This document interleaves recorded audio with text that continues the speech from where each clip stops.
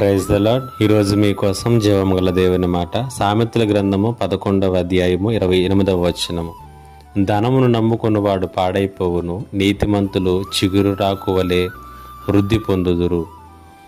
మానవ జీవితంలో మనము అవగాహన తెచ్చుకోవలసినటువంటి ఒక గొప్ప సత్యాన్ని జ్ఞాని అయినటువంటి సొలొమోను ఈ వచనంలో తెలియచేస్తున్నాడు.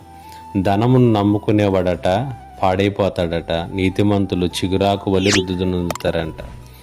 నిజమే, ప్రస్తుత దినములలో మనం జీవిస్తున్నటువంటి పరిస్థితులలో ప్రజలందరూ కూడా ధనాన్ని నమ్ముకోవటానికి ఆలోచన చేస్తున్నారు. దాని మీద ఆధారపడటానికి ఎక్కువ మంది మక్కువ చూపిస్తున్నారు. ధనమే సర్వస్వముగా, ధనముంటే ఏదైనా చేయొచ్చు అనేటటువంటి రీతిలో ఆలోచన చేస్తున్నారు. కానీ వాస్తవం ఏంటో తెలుసా?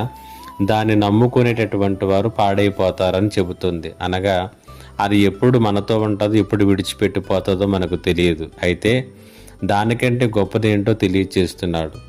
నీతిమంతులు చిగురాకు వలె వృద్ధి నొందుతారు అంటున్నారు. ఎవరైతే ధనమును నమ్ముకొనక నీతిని ఆధారం చేసుకుంటారో వారు చిగురాకు వలె వృద్ధి నొందుతారు అంటున్నారు. చెట్టుకు చిగురులు వేసినప్పుడు ఆ ఆకులకు ఇంకా చాలా జీవితం ఉంటుంది.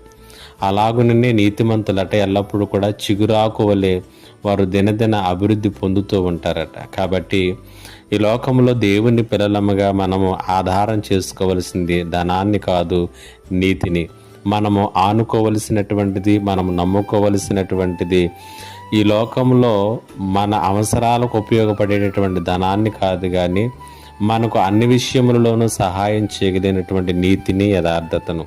ఆ రీతిగా మనము నీతిని, యథార్థతను ఆధారం చేసుకుని జీవిస్తూ వృద్ధి పొందుదాం. దేవుడి మాటల చేత మిమ్మలను బలపరచునుగాక. ఆమేన్. ప్రార్థన. మా గొప్ప దేవుడు అయిన తండ్రి, నీకు వందనాలు.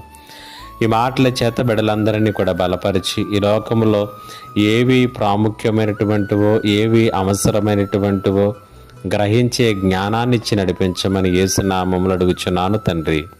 ఆమేన్.